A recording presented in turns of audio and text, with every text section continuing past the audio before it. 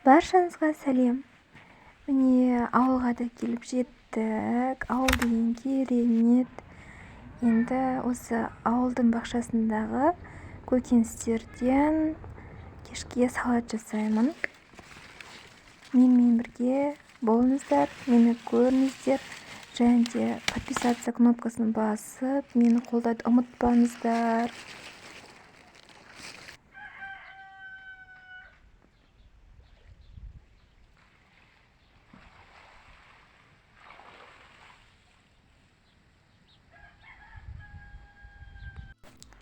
Бізге капуста, сәбіз, картоп және де қияр, сосын қызылша қажет. Енді осы 2 тал қызылшаны суға салып қайнатамыз. Тұзын ұмытпаңыздар. Мына жерде корей теркасынан картопты өткіземіз. Корей теркасын өткізгеннен кейін оны жақсылап 3 мәрте жуамыз. Су ағарғанша, су кезде біздің картопымызды қорған кезде картопымыз жабыспайтын болады.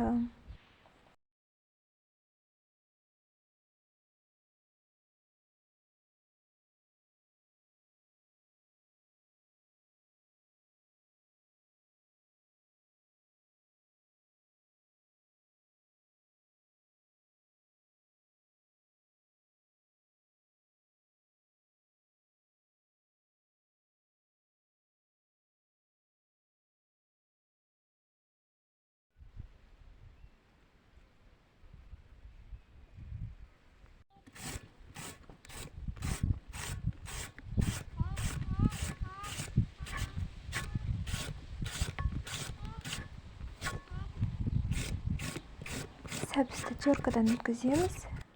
Одан кейін мына жерде орамжапырақ капустаны ұзынша қылып турап аламыз. Және де қиярды да ұзынша қылып, яғни соломка қылып тураймыз.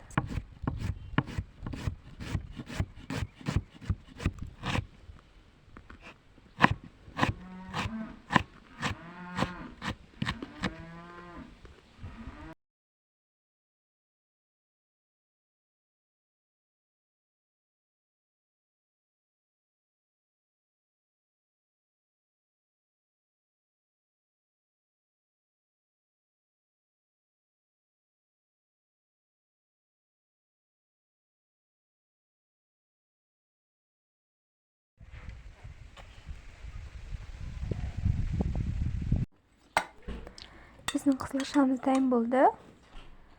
Судан алып, басқа ыдысқа қойып, суытып аламыз.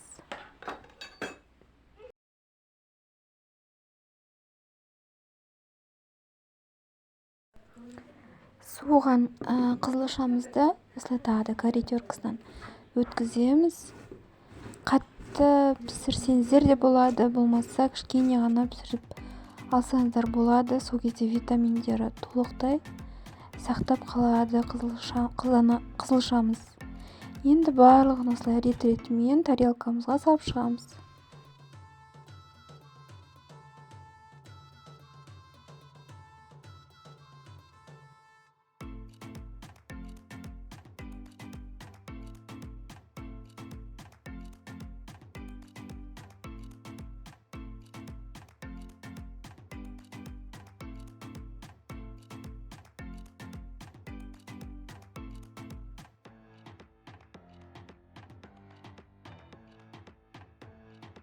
Үстінен тұз сеп шықсаңыздар болады.